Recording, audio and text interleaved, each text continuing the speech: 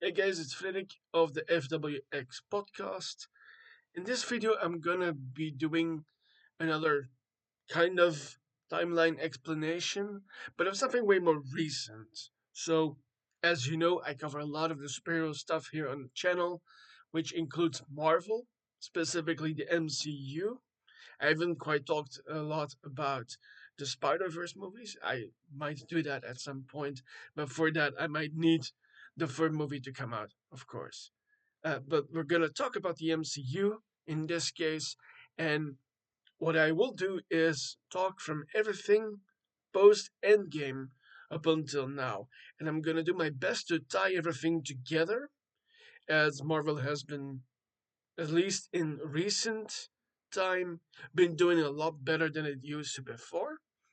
And we'll do that in a moment, but first I would like to inform you that you can like this video. You can also subscribe to the channel and the podcast. That really helps us out because things are weird these days online. So, plus, I love talking about the stuff.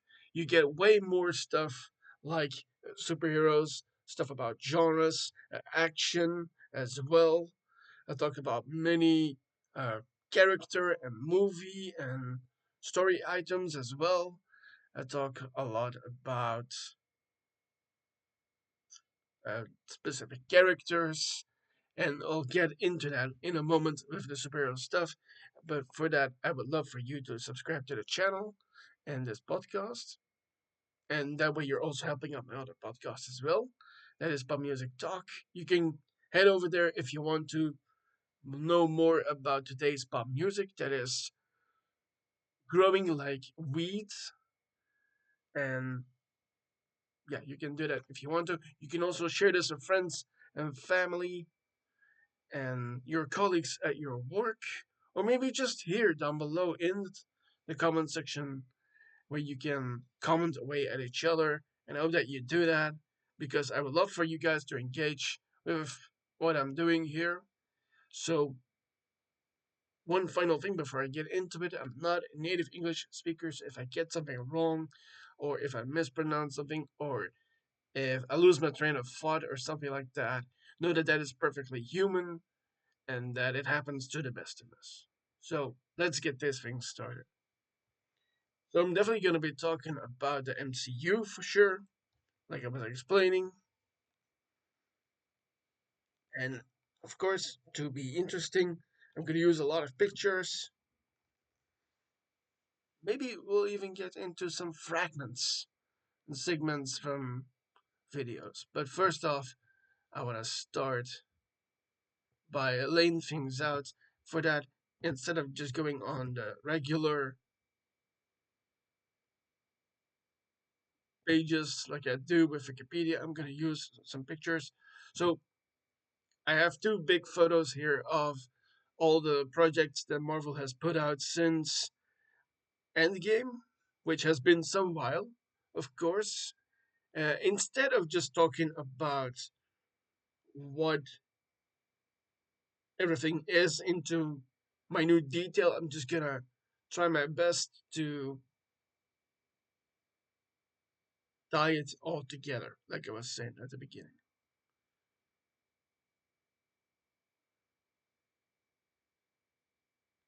I'll start with this picture here. Photos are a bit bigger for you guys to see. So let's start with WandaVision. First up, I'll just briefly say what it is about so you can follow.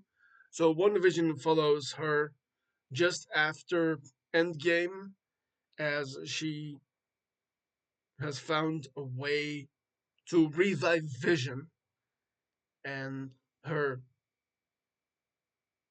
goal of having a family, having a life for herself. But that means ensnaring a full town in New Jersey, which gets the good people at not Shield but Sword involved. And Sword is this agency that has been put in place that actually was a thing for a long time. But that's where you get a more a monitoring agency that involves a bit more about phenomena and special things being happening. SWORD actually stands for Sentient World Observation and Research Department or Division, and they appear in WandaVision, of course. You have, for example, a character that we later get to know in another project here. That's not on this photo right now. And that is Monica Rambeau, who is a vital character in the Marvels that I will talk about later. So this is one of the first things post Endgame that happens with WandaVision. Wanda trying to regain Vision, but things go awry, and we learn more about her backstory into the present at that point, post Endgame. I'm gonna be saying those words a lot, by the way, post Endgame, and that gets us ultimately at the end of WandaVision. By the way, this is a massive spoiler. If you haven't seen any of these projects, you've been warned, because we learn that she is the Scarlet Witch, a being of untold power with chaotic prowess. See what I did there? Because she has chaos power, chaos magic specifically.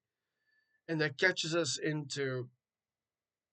Well, I have said this actually before in more terminology kind of videos that I've done, where we usually get like introductions of characters that we've seen before, and then some added interesting background characters that come to the front line. And I'm going to be doing that for the couple of projects next as well. Then we get the Falcon and the Winter Soldier project right here, which is about, again, another post Endgame Fallout mission between the people looking up to Steve Rogers initially, Captain America, with Bucky and Sam, with Bucky Barnes, the former Winter Soldier, and then also Sam Wilson, the Falcon, does the name, of course, and this leads into the legacy of Steve Rogers as Captain America. We get another interesting character here in the form of Wyatt Russell's character. I'm trying to remember his name. And this is all about super soldiers again, because. And another interesting character that we get to see in this is Baron Zemo, who becomes an interesting character who's always been kind of in the gray of things. He's done heinous things before, of course, like setting Steve up against Tony or vice versa, depending on what your perspective is on the previous Captain America property before Endgame that was Civil War. And where Zemo played the villain, the big antagonist in that movie, setting each other up against one another. It kind of does the same in this project as well, but instead he's a bit more on their side actually, and because there's a new super serum involved here, and that ultimately leads to a new enemy that we haven't seen before, the Flag Smashers, and we get a lot more interesting stuff there as well. Another character in this important is Sharon Carter, who reappears in a new kind of role following her exit from Shields, and that's what that is. So those are two projects already with known quantities that we've seen before from Endgame and have been introduced prior, with new characters in the background that will become more important going forward. There's another one like that, and that is the TV series Loki, which had 2 seasons. Of course, follows Tom Hiddleston's trickster god into time travel and the multiverse. And this is me personally, I think the best TV series that Marvel has done, especially recently. And this involves him, just like with those two other shows, introducing new characters and factions that are going to be important going forwards, which includes the TVA, the Time Variance Authority, which is the kind of like a bureau investigating specific events and variants. And the show introduces us to a whole bunch of things to be considered going forward with Doomsday and Secret Wars, and he's at the heart of that, Loki. And I hope you've seen this because this is a massive teaser. Loki, at the very end of the second season, becomes kind of like the god of time, the god of stories, which is an interesting development from the comics into something brand new. And one of the key characters in this as well is Owen Wilson's Mobius from A Place on Earth, who has been an agent of the Time Variance Authority, and also very important and also kind of interesting still how they're going to fix the Kang the Conqueror stuff with this show as He Who Remains appears. I know they are going forward with Doctor Doom now when it comes to Marvel, but I hope they tease and close off that chapter with Kang in the next properties that we're gonna see with Doomsday, the Secret Wars. There's been rumors of a possible third movie in between, but we'll see where we get there. Then the next movie is Black Widow from a whole while ago, and that introduces some of the most interesting new characters that we've seen recently, specifically Yelena Belova, her supposed sister, and the rest of her family, including Rachel Weisz as her mom, and David Harbour as the Red Guardian, the kind of Soviet answer to Captain America. And this involves the creation of the Black Widow program and how Natasha became the reputed Black Widow before everything, before S.H.I.E.L.D., before the Avengers, where she had kind of her first family, which is a hint towards something else going forward. Okay, then we have What If, which dives deeper into the whole variance and timeline and multiverse ways, where we get a story around Peggy Carter with her and a team and going up against the Watchers, which is like a monitoring group of aliens watching over the timeline of the Marvel Cinematic Universe in the 616 universe. And that is very much just like with Loki, an interesting bundle of everything that has come before tied up together. But with Loki, it was very much more about time and how time in Marvel is linear or not. That's the whole question of that show. Okay. Then we go to Shang-Chi, which is an introduction of a character from the comics of the same name, Shang-Chi in The Legend of the Ten Rings. We have seen the Ten Rings before, somewhat. There's another project later on I'm going to talk about where they reappear.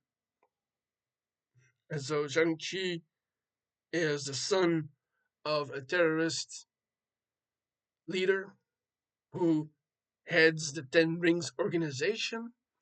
And he has fled his home, is living in America until they come back after him. And this involves a whole bunch of martial arts that is really cool to see on screen, and involves these mysterious rings, as they really are, as you can see in the picture here. Let's see if I can. He gets a little out of focus here, but that's him right here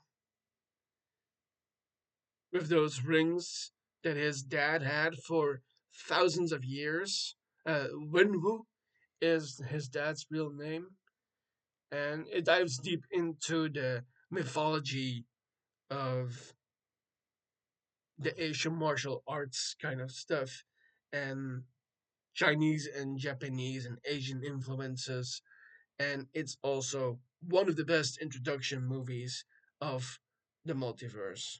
Okay, next is kind of an origin story of everything together in the Eternals, which is a group of,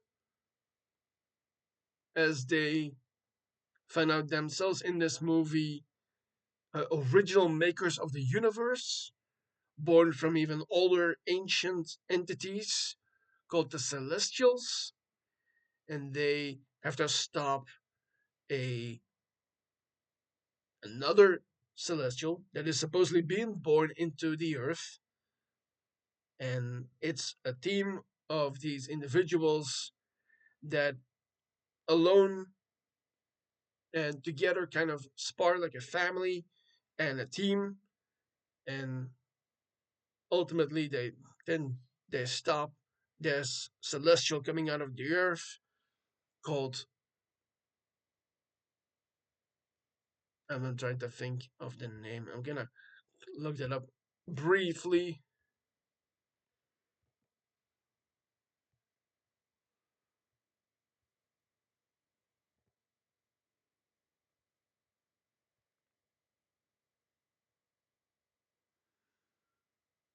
It's also a thing called the emergence, which is the birth of a new celestial, and the celestial's name is Tiamat.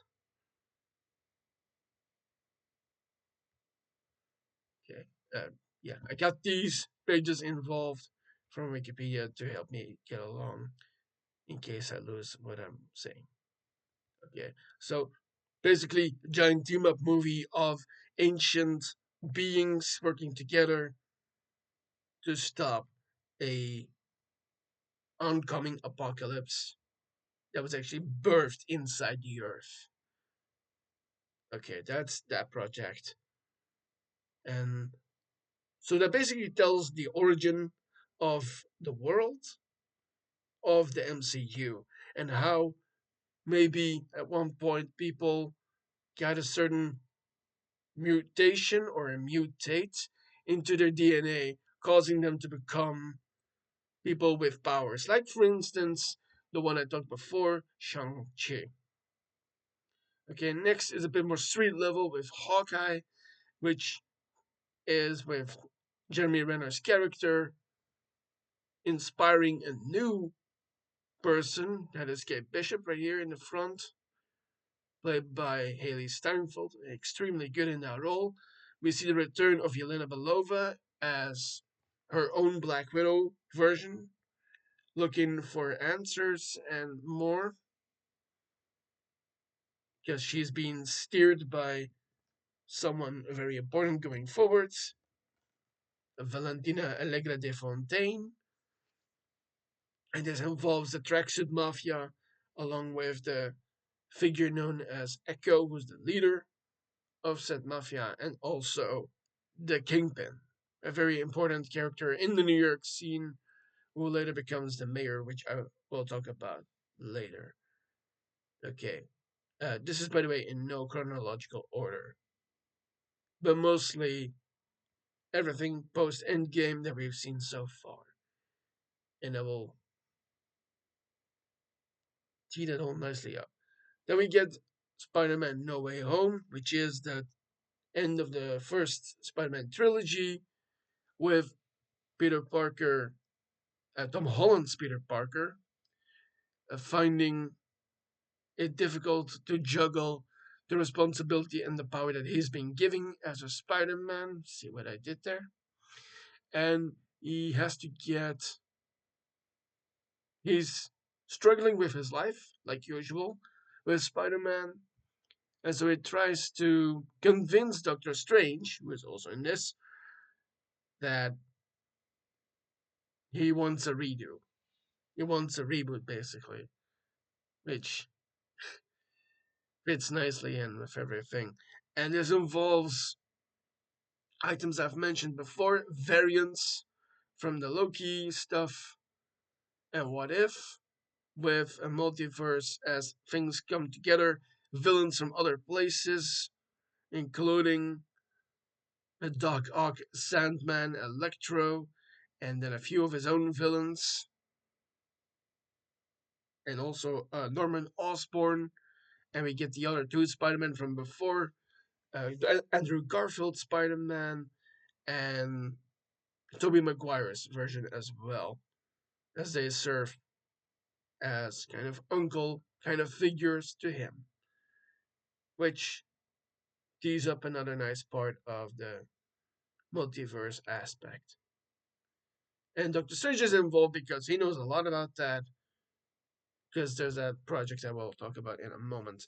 Then we get Moon Knight, which is kind of still a standoff between all of these things. It's not specifically tied to anything, but he's such a vital character in case they ever do something way more darker and way more borderline scary and horror wise.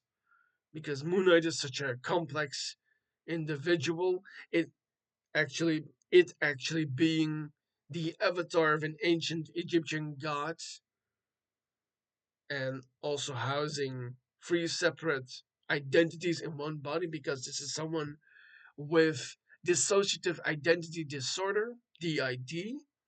So, because of something that happened in his youth, played by the immaculate Oscar Isaac, and it's not yet sure how he's gonna figure into everything, but we'll get to that point, I think. Okay, then it is Doctor Strange with No Way Home. We get his second project, Doctor Strange into the Multiverse of Madness, which involves him. And here's where we're gonna start with that tying up. It's him trying to resume his life after everything, kind of like with Spider-Man, but he learns of something way too dangerous that involves the first person I started talking about, Wanda Maximoff, aka the Scarlet Witch, that gets them involved with the multiverse that I was talking about with Loki and What If. We get to see many different universes. We get to see Wanda Maximoff go bad and extremely dangerous as the Scarlet Witch, because she has been corrupted by the Darkhold, which is a book full of evil and corrupting magic and the origins of the Scarlet Witch. And we get to see all of that neatly packaged in this movie. This is personally one of my favorites of the Multiverse Saga, and that's mostly because it looks a lot like, might be a hot take. It looks a lot like the Lord of the Rings in my eyes, and I'm also a sucker for more magic on screen anyway. So that's what that all is, and one neatly packaged. Then we head back to the streets, and we go over the Hudson River of New York to New Jersey in Miss Marvel, and we get another individual with powers in Kamala Khan, who can use light and make it into constructions. I caught myself there. Um, and we get to see kind of an origin story for her. And it's a bit different from the original comics because she has two bangles, two bracelets that she uses to make those constructs out of light. And this involves her family for a lot, the Khan family. So we get to see a lot of it culture. We get to learn more about another different kind of realm, similar to what we see in Shang-Chi, but then on an Indian level or Pakistani or something close to that. And also a lot of the Pakistani Indian history gets involved as well. And we get to see yet another one of those young, promising actors involved. Then we get to probably the most, uh, one of the most forgettable movies of the Multiverse Saga with Thor, Love and Thunder, which tells the tale of Thor and uh, Gore the God Butcher. That's the one I wanted to say. I wanted to say Korg before because he also appears in this movie. And on a personal note, I really don't like Korg. I think he's part of why this movie did so poorly.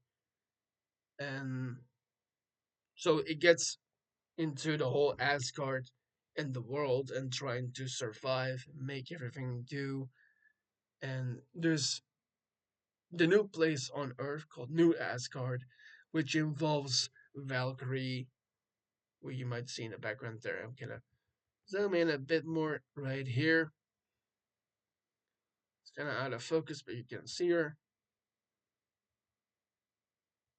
And we start to hear, Ford has started to hear of someone going around killing gods because that being that is Gore the God Butcher has gotten hold of a specific kind of sword which is able to kill the gods, and that leads to a confrontation between the two, and ultimately into a new chapter for Ford because he becomes an father to an adopted daughter,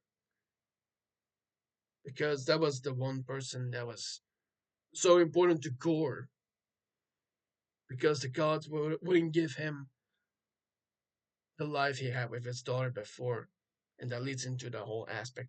We get to see a ton of gods. We get to see the Greek pantheon for a bit.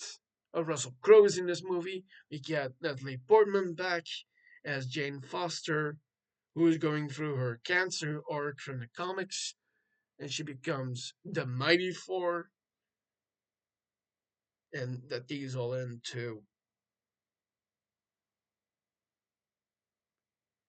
that is yet to tease into everything yet. Okay, let's move on to another, a bit more street level stuff. A bit more with She-Hulk Attorney at Law. This is with Tatiana Maslany, who plays the cousin of Bruce Banner, Jennifer Walters. She is, as the name says, an attorney in Los Angeles, and she and Bruce is visiting her in LA, and they get into an accident which leads to a blood transfusion for her, which results in her becoming a Hulk herself, a She-Hulk, as the name concludes, and that leads to a whole bunch of interesting new stuff for her, and it gets very deep into female empowerment and what women go through in the world, specifically in Hollywood as well. And we get a whole bunch of deep cuts from the comics in here as well. And also a bit more background information when it comes to the Hulk, in that Bruce had been spending time trying to get to a better form of himself, mixing himself with the Hulk, which is another big thing going forward.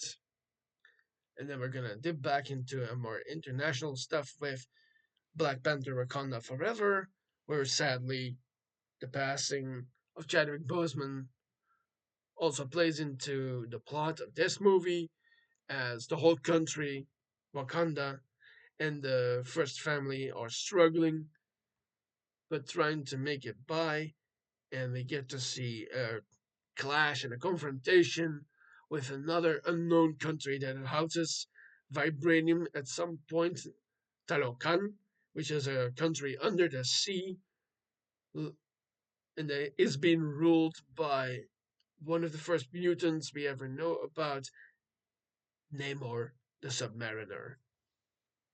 And there's a confrontation between them because of an incident with the CIA looking for a way to get more vibranium so they can use it for themselves. Another vital piece of information going forward because a lot of interesting figures get involved. We get to see Valentina Allegra de Fontaine again. We get the powerful Angela Bassett as Queen Ramonda. We get then a figure from before, uh, Agent Ross from the CIA, from the previous movie, who appears in this as well, who is trying to alleviate everything. He's kind of like a diplomat kind of figure more than an agent in this movie. And so that all comes together, the United States versus Talokan and Wakanda, and we get this interesting clash and big story as Shuri is trying to fill the shoes of her brother as he was the king. She is supposed to be a queen. Unfortunately, big tragic things continue to happen for her. That finally she comes into a place where, at the end of the movie, where she finds that, there may be a way for me to be looking out for myself and surviving in all of this while the country is healing under new leadership. From M'Baku, that's Winston Duke in that role, and that is it for these pictures. So it's already a kind of a lot of tying in. I'm gonna continue because there's another picture that I got here. So I talked about all those things,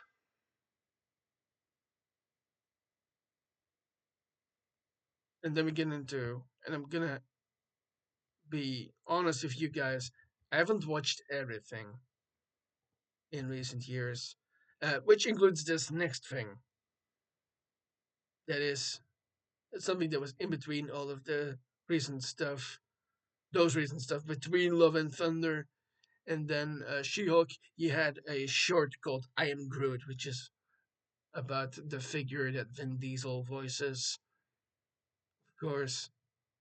And then we had another one, a special presentation about Werewolf by Night, which introduces more of those darker characters from the comics, like the name of it, like the name itself says, the werewolf, and then a few other people like Elsa Bloodstone, and more about that. I think that's gonna tee into what Moon Knight is also about.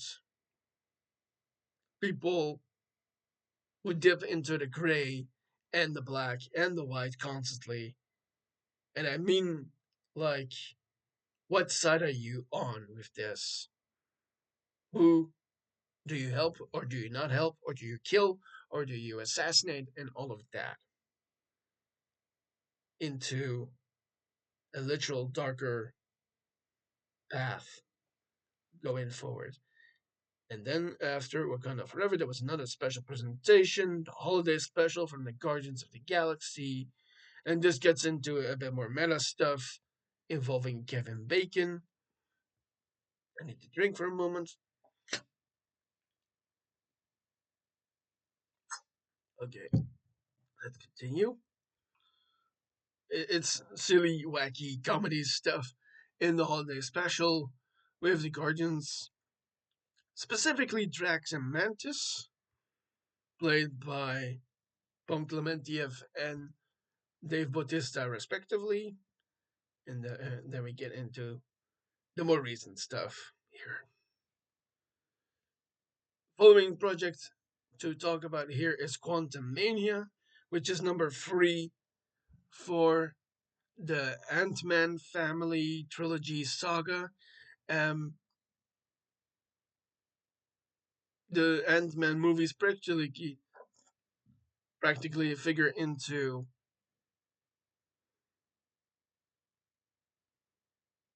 like comedy movies for Marvel, basically, but they deal with some aspects when it comes to the multiverse as well, and Quantumania deeply goes into that. And we also get to see a bit more of Kang the Conqueror, who literally is introduced in this movie. We got to see a different version of him in the series of Loki, which I might talk about in a moment ago. In wait, who I might be talking about in a moment further because season 2 came out later. I was brushing over that before because season 1 and season 2 didn't happen at the same time, of course. But Quantumania introduces Scott and his family to the literal quantum realm, which is the deepest of deepest realms in the form of atoms, which was very much introduced in the very first Ant-Man movie, where at the very end of that first movie, Scott got shrinked to such a tiny aspect that you don't see him, but then somehow he returns through magical science or whatever it's called. And we get to see all of that with the involvement of Kang and Hope's long lost mother, Janet, played by Michelle Pfeiffer. And we get to see all of that, which might be relevant or not going forward with the upcoming movies of especially Doomsday and then Secret Wars, which is not on here, but I'll talk about that anyway. Okay, and then the next movie after that was Guardians of the Galaxy Volume 3, which, like several other projects that I've talked before, settles the Guardians into the front, but introduces us to a bunch of new interesting characters. I'm gonna check if I can't. No, you're not really gonna see this, but there's, for instance, a dog in a spacesuit. That's Cosmo, voiced by Maria Bakalova from the second Borat movie. Another interesting figure that is definitely gonna be important later on, but especially in that movie because he is that powerful. Adam Warlock, played by Will Poulter, in such an interesting way that makes him very similar to what the Guardians are. And they go up against one of the best Marvel villains we have seen so far, and that is the High Evolutionary, played by Chuck Woody.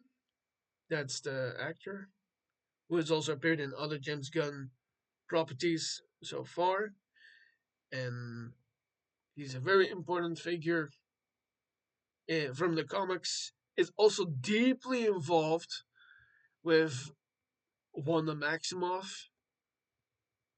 Maybe we'll see him return, although he's kind of majorly dead. Speaking of majorly dead, is Secret Invasion, which was supposed to be kind of the big accumulation kind of thing, but it didn't. It was a poor job at the Skrulls returning to Earth and working for S.H.I.E.L.D. and Nick Fury specifically, and it was, I have to mention, a giant dud. It did not work all that well. Although it did introduce some interesting aspects, which is who is a Skrull or a Super Skrull, which is one with superpowers, which could also be an interesting introduction to anything toward forward. I hope they fix that mess massively, and then we get something that could absolutely fix that turd of a project and the unfortunate waste of such talent with Samuel L. Jackson and, spoiler alert if you haven't seen it, the death of Maria Hill. Then we got a more Groot with another animated short. Then there was season 2 of Loki, which was, like I said before, him coming into his own and becoming the god of time and stories at the very end, creating the multiversal tree known from Nordic mythology. Yggdrasil is how I think you're supposed to say it. Okay, that leads us back into another more space adventure with the Marvels, and this might be an underrated take, but I love the Marvels.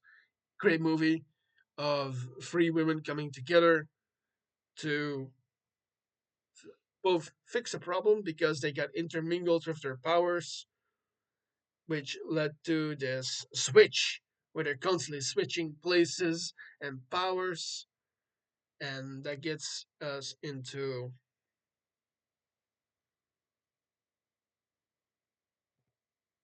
Oh yeah, okay. I wanted to check if I was still showing. Okay. So the Marvels is very much about sharing power and what it's like to be a powerful woman, either with powers or not, and also to give us that more space feeling for Marvel, because that's going to be an important factor going forward too, with everything considered. And we get to see Kamala Khan back. We get to see Maria Rambeau back, who now also has a set of powers, and it's a good team up. And this is also maybe one of the shortest movies Marvel has done because it clocks in at an hour and a half, something like that. And then we get What If Season 2, more of the variants multiverse timeline stuff, along with the Sharon Carter storyline, where she gets a team of individuals from the different universes and all of that against her fight with the Watchers. It's better than you think. Then we got into Echo, another street level story about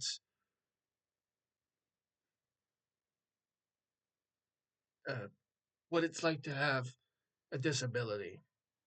Uh, for Echo, it is about being blind, and well, n- I need to tie this up properly. And I related to this a lot personally with Echo because I too have a disability. Uh, not as difficult as it is to have to be blind, basically. Like, do you let it define you having a disability or not? And this also gets into the street level stuff with the Kingpin and with Echo being also a person native to America before any colonizers came. And there's a deeper plot involved with that and how she gets ultimately also powers. That is what it comes down to. And that sets up an important thing near the end where Fisk being the real name of the Kingpin, where he decides to become the mayor of New York, which is important later on. And then we got the very first X-Men project to reintroduce us to all those characters with a project that teed up the last project before any of the MCU stuff began, which was X-Men 96. And they gave us an interesting and cool new season.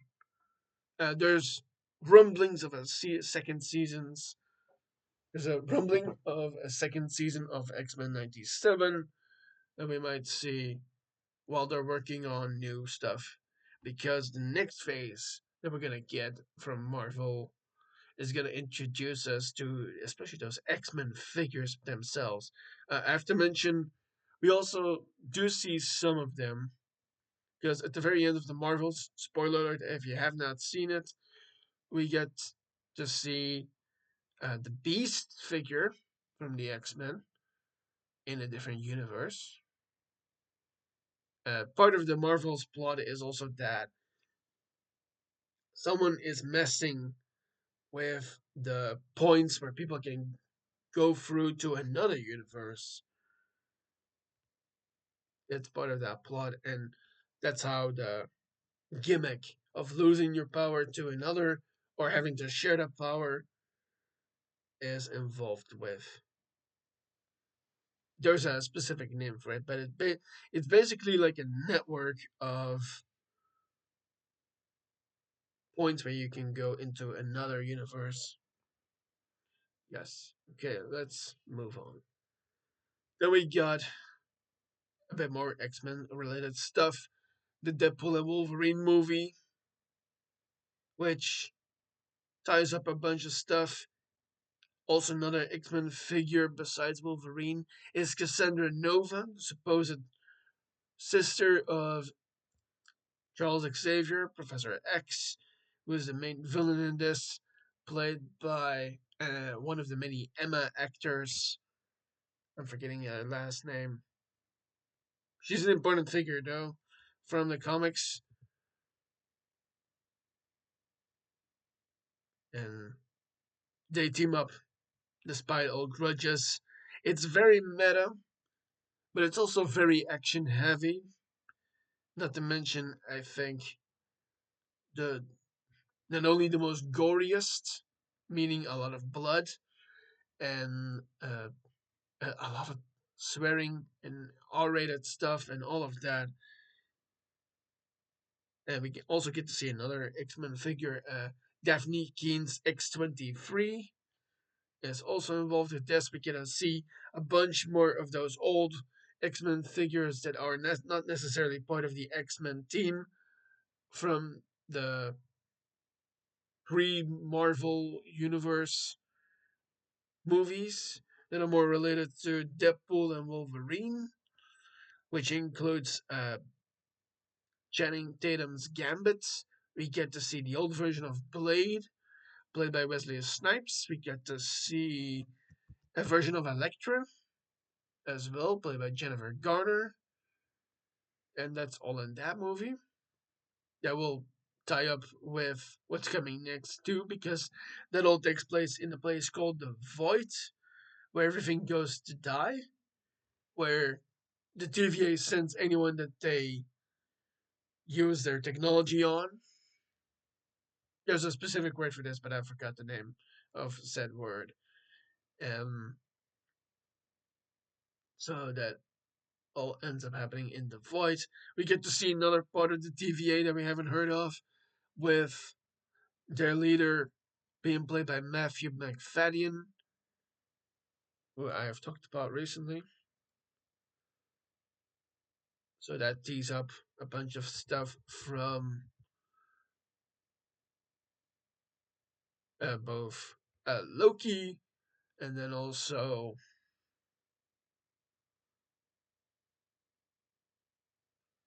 trying to think Doctor Strange as well. There's a bit of a magical stuff in there as well, but at least a lot of the X-Men related stuff. Okay, then we got Agatha all along, which is kind of like they're busy working on like a trilogy of Wanda related stories, and that's coming up next at the in the fall of this year when we get Vision Quest. This is number two, Agatha all along, about her story of, and I've talked about this theory before, is that we're likely going to get a Young Avengers Champions project. And Agatha is important because one of the characters we get to see in this project is Billy, Maximoff, one of Wanda's kids that she supposedly had or not, depending on what happened in WandaVision and in Multiverse of Madness. And it tells a story, very magical story. We get to see, arguably, in my opinion, the scariest villain just yet, the representation of death, played by Aubrey Plaza, who goes by many different names and is very involved with Agatha. And that's what that whole story is about. Then we got season 3 of What If, with the accumulation of all those stories as Sharon Carter and her team try to fight against the Watchers. And it gets pretty interesting in that. And again, it's all about timelines, multiverse, different figures in different places, variants, and it gets interesting. And all those projects that I've talked before appear in some way in the what if scenarios, just in a different way, with storylines that we haven't seen before. For instance, there's a team up between the Red Guardian and Bucky that's in there as well. That's pretty cool. And just like these fixed scenarios that we get in those episodes from that series.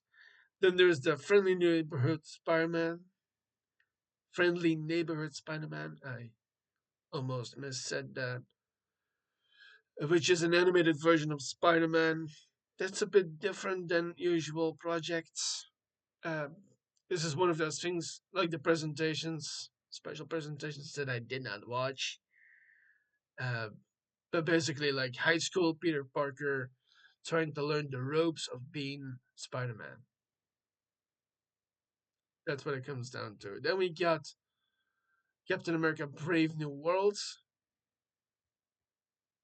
It's this one right here.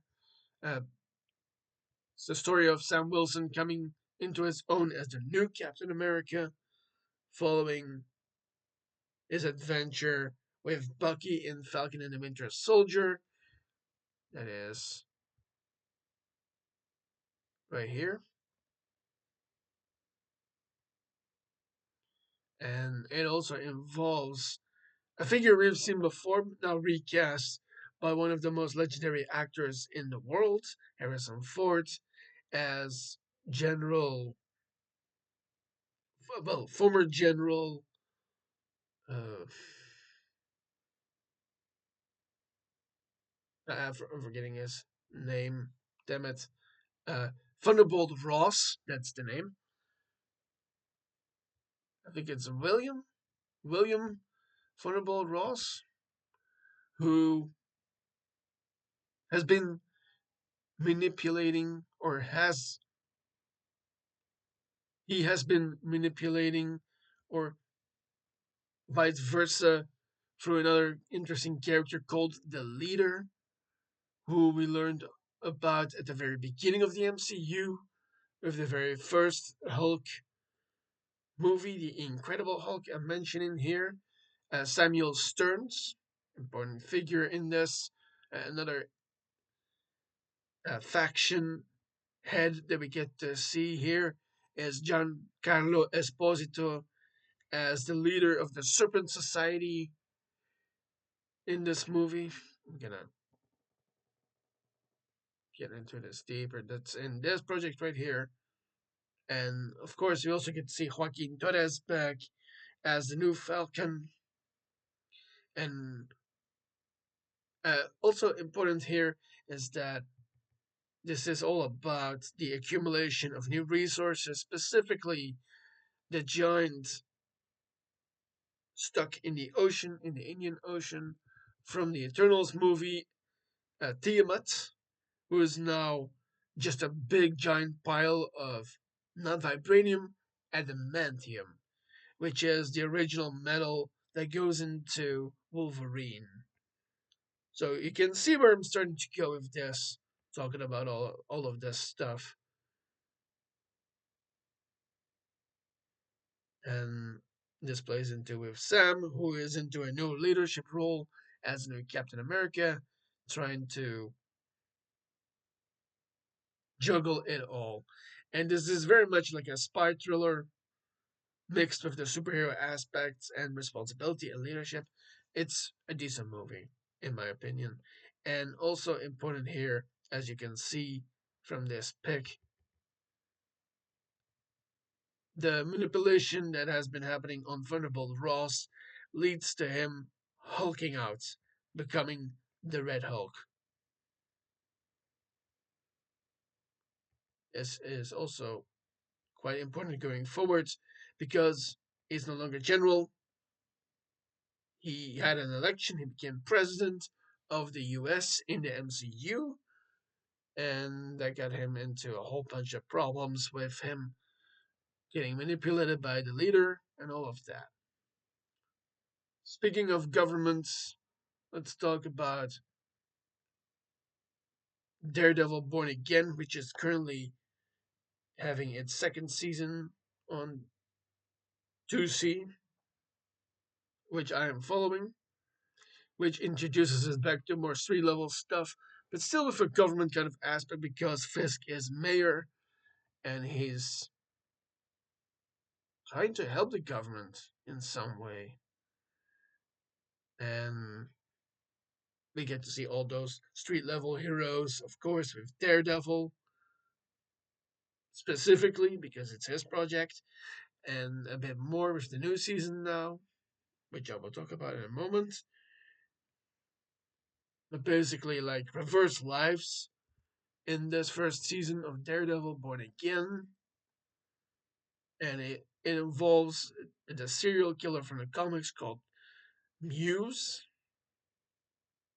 who is using blood to paint all over the town. I don't mean that metaphorically, or maybe in universe, of course, not for real. And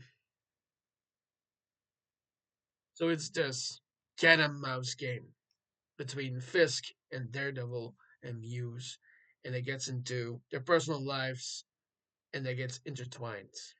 You really have to see it to believe it, actually.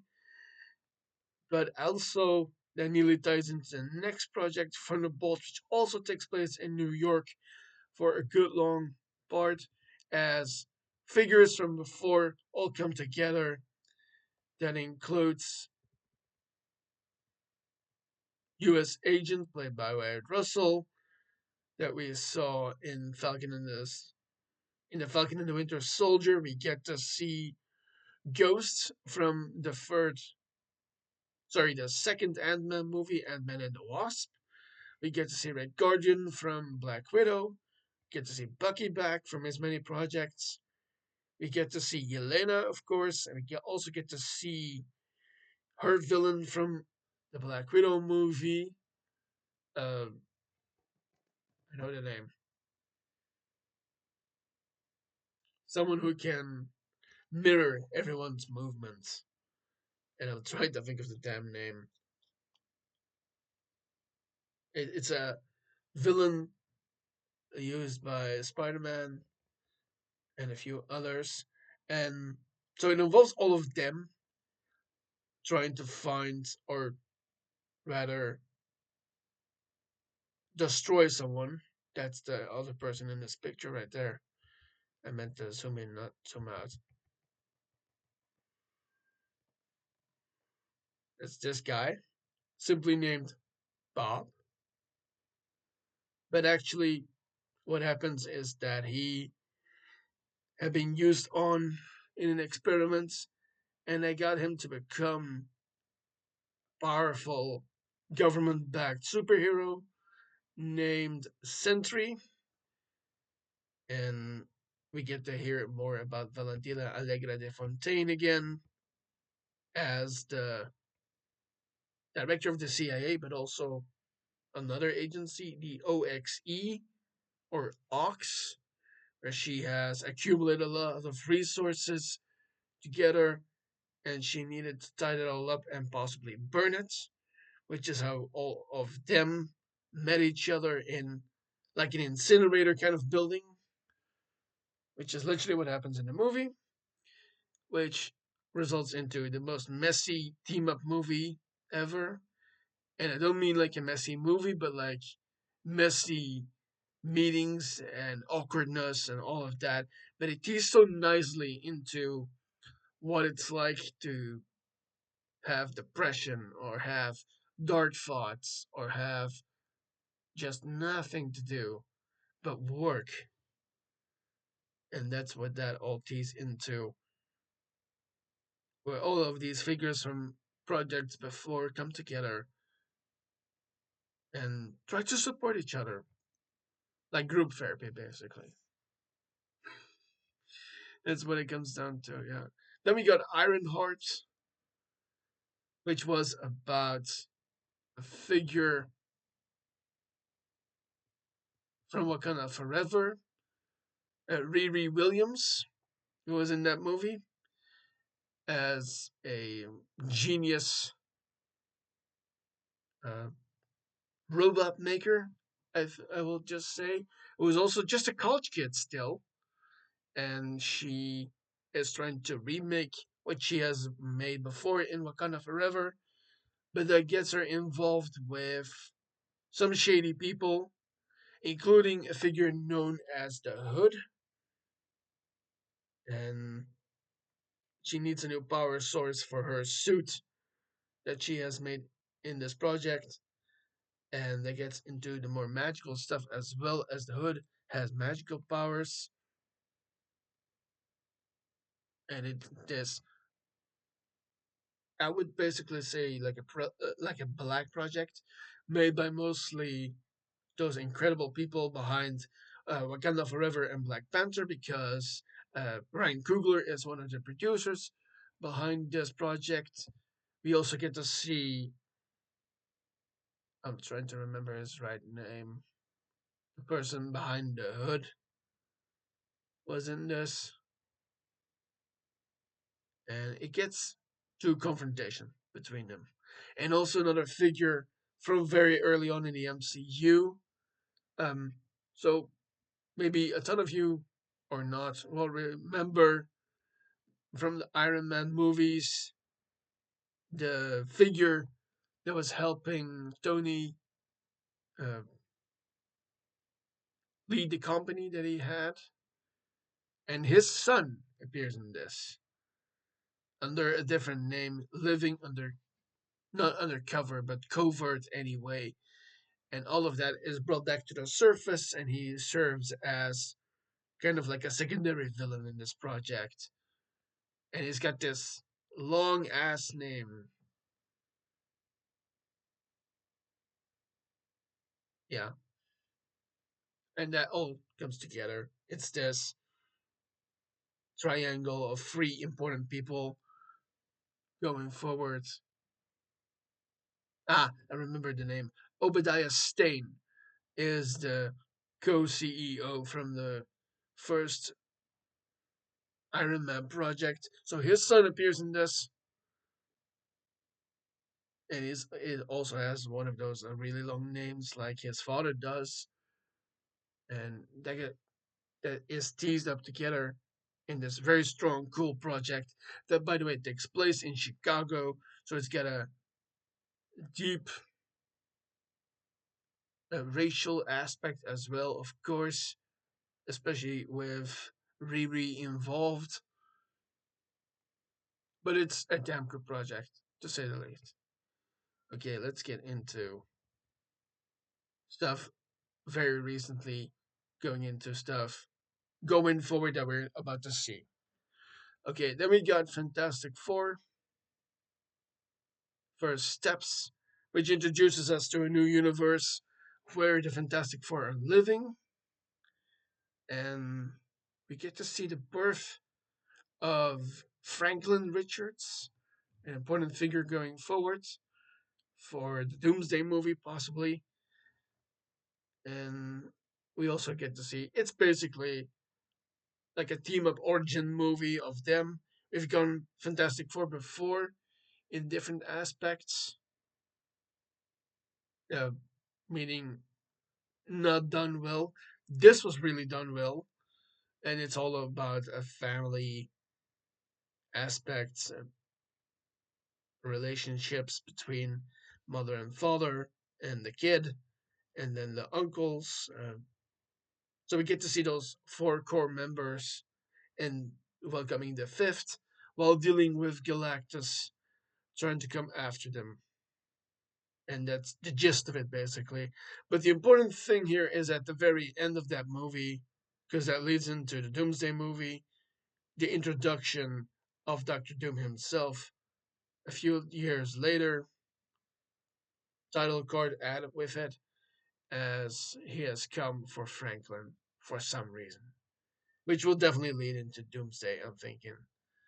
Okay, then we got another animated project with the Eyes of Wakanda, which is about the story and the history specifically of Wakanda as different spies from Wakanda's past try to stop people who want a piece of their vibranium and deal with those aspects. That's what it boils down to. We get an episode in ancient Greece, one in the World War I setting. There's another one in the Egyptian time as well, and then one in between. Uh, I'm not remembering when that was exactly. Okay, then we get another animated project with Marvel Zombies, which was introduced in the What If TV series in the first series season, where it was possible for the zombies to bundle together and come together, which kind of is like What If spin off, and it's basically an apocalypse story based in superhero context. And I have also personally made an episode about this because I found it actually a decent project, and you can check that out when you want. Then we got the Wonder Man series in December of 25. This was all about Simon Williams, who might be an important character going forward, especially with the possible Vision Quest series coming up this fall, because Simon is a struggling actor in Hollywood. I almost wanted to say New York, because there's a big acting scene in New York too, but it's in Hollywood, and it also involves another figure from before. Like I said, oftentimes these projects involve one of the people that we've known before in a new way. And for Wonder Man, that involves Trevor Slattery, who we have met before in Iron Man 3, and then anew in the ShangChi movie, where he was entertaining the Three Rings organization people with his acting. And so he figures in here as he is supposed to surveil Simon Williams because he's a supposed dangerous person,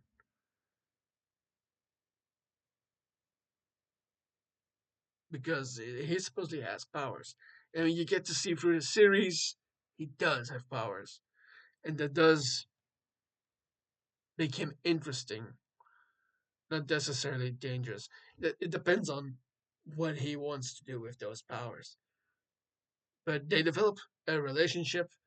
They get into his backstory with his family and into Trevor's as well, being duped by the Ten Rings before, having worked for somebody else apparently, while also trying to stay out of prison for him.